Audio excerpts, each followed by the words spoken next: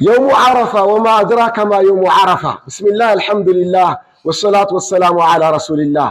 የዓረፋ ዕለት እጅግ በጣም ድንቅ የሆኑ ውብ የሆኑ አጓጊ የሆኑ ማዕረጎች የሚገኙበት ዕለት ነው። የዓረፋ ዕለት ብሎ ማለት የዙልሂጃ ወር 9ኛው ቀን ምን ይገኛል አትሉን? እንዲህ ይላሉ ረሱላችን ሰለላሁ ዐለይሂ ወሰለም የዓረፋን ዕለት በጾም ማሳለፍ ያለፈውን ዓመት ወንጀል ያስምራል፣ የሚመጣውን ዓመት ወንጀል ያሰርዛል።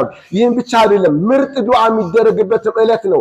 እንዲህ ይላሉ ረሱላችን ሰለላሁ ዐለይሂ ወሰለም ከዱዓዎች ሁሉ ምርጥ ዱዓ ብሎ ማለት የዓረፋ ዕለት የሚደረግ ዱዓ ነው አሉ።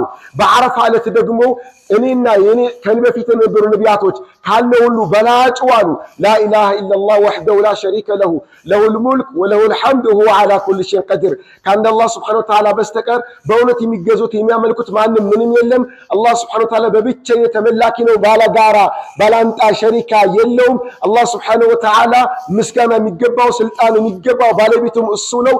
አላህ ያሻውን ሰሪ ያሻውን ድራጊ በሁሉም ነገር ቻይ ነው የሚለው ዝክር ነው በዚህ ዕለት መብዛት ያለበት። ይህም ብቻም አይደለም እንዲህ ይላሉ ረሱል ሰለላሁ ዐለይሂ ወሰለም አላህ ባሪያዎቹን ከጀሃነም ነፃ ካወጣበት ጊዜ ሁሉ በብዛት ነፃ የሚያወጣው በዓረፋ ዕለት ነው ይላሉ።